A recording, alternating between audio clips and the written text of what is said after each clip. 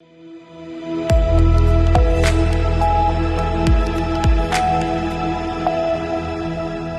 के बाद रुक करेंगे मध्य प्रदेश बुलेटिन की ओर, जिसमें बात करेंगे नालछा की, जहां हिंद की सेना समिति ने अमर वीर बलिदानियों की याद में बलिदान दिवस कार्यक्रम का आयोजन किया। देखिए ये रिपोर्ट।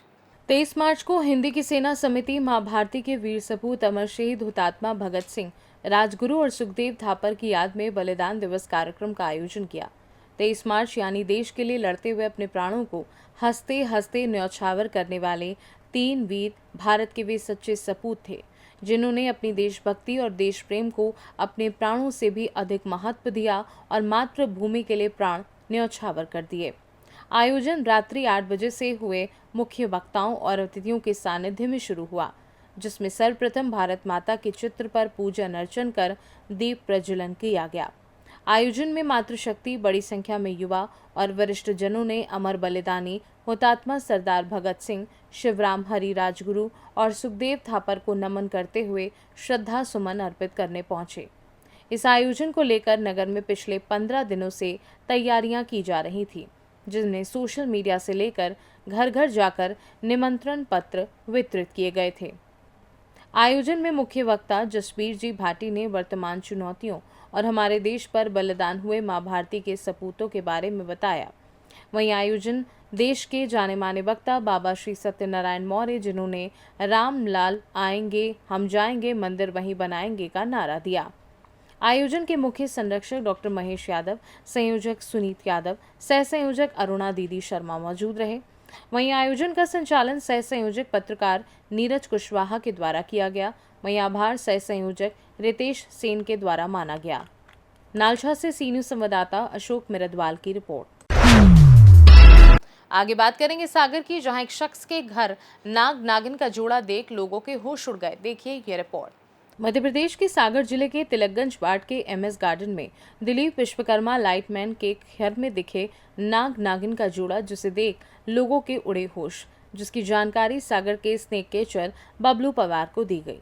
तब बबलू पवार ने मौके पर पहुंचकर अपनी कड़ी मेहनत के साथ नागिन को पकड़ने में सफल हुए, लेकिन नाग को पकड़ने में असफल रहे।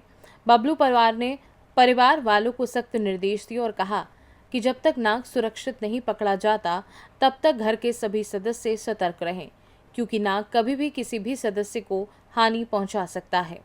फिलहाल बबलू पवार के द्वारा नागिन को सुरक्षित छोड़ दिया गया है।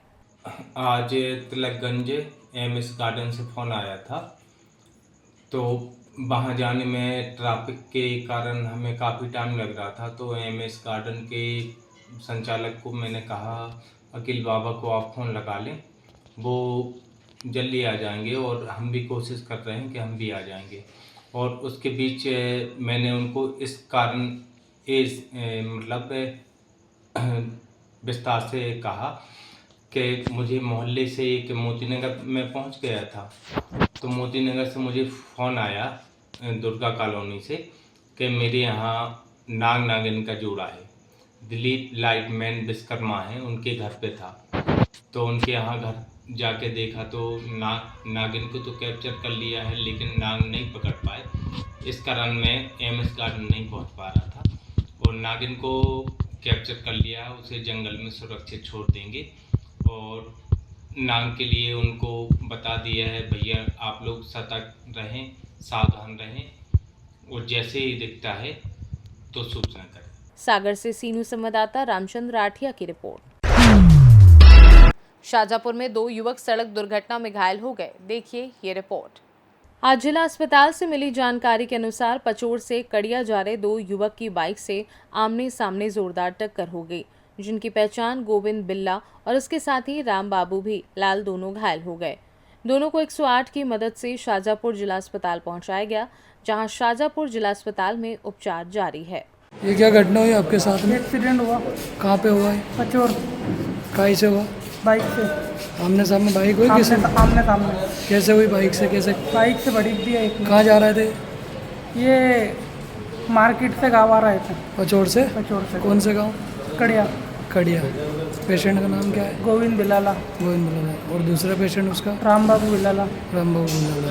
आपका नाम? पवन बिलाला। पवन बिलाला। कहाँ रहते हो? नयापुरा। नयापुर। वहाँ से कहाँ से लेकर आए? 108 में लाए। 108 से बचो। शाहजहाँपुर से सीनू संवाददाता यूसुफ खान की रिपोर्ट। आगे बात करेंगे उमरिया की, जहां श्रम विभाग की लापरवाही के चलते जिले में मजदूरों का शोषण बढ़ रहा है। मामला क्या है, देखिए। सरकार मजदूरों की समस्याओं के निराकरण के लिए जिले में एक श्रम कार्यालय खोल रखी है, जिसका काम मजदूरों के हित में काम करना है।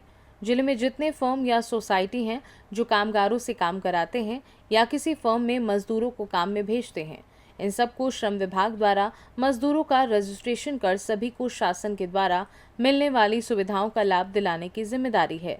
लेकिन श्रम विभाग अपने काम को लेकर कितना गंभीर है, इस बात की पोल जन सुनवाई में आए कर्मचारियों ने खोलकर रख दी है।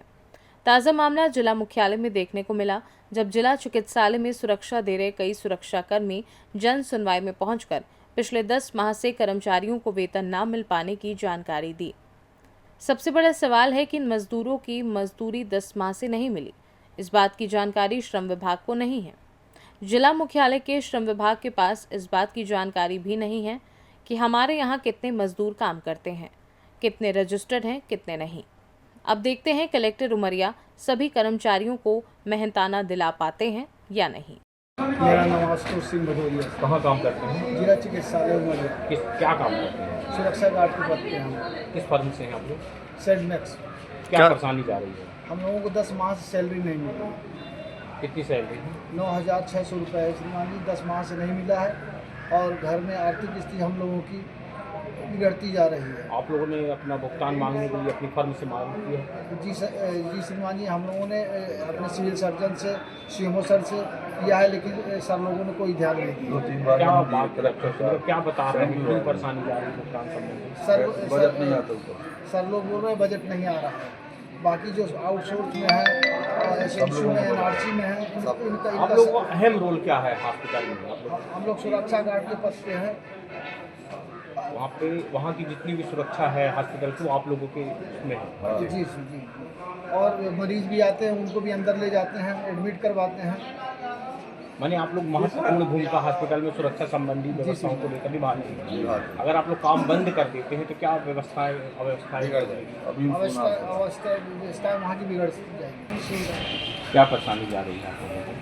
हम लोग की 10 महीने से पेमेंट नहीं हो रही है और हम लोग के बच्चे लोग पढ़ रहे हैं, किराए से कमरा लिए हैं वो भी देना पड़ रहा है। बाकी 10 महीने से कोई सैलरी नहीं आ रही। आप लोगों ने इस बात की शिकायत भुगतान न मिलने की कहीं की है? हमने सिविल सर्जन, कलेक्टर साहब को भी दिया, हमने श्रम विभाग को भी दिया, बाकी अभी तक हम लोग की कोई सुनाई नहीं। आपने श्रम विभागों को शिकायत की है? जी। कोई कार्रवाई अभी नहीं? कोई कार्रवाई नहीं। उमरिया से सीनू संवाददाता नीरज यादव की रिपोर्ट।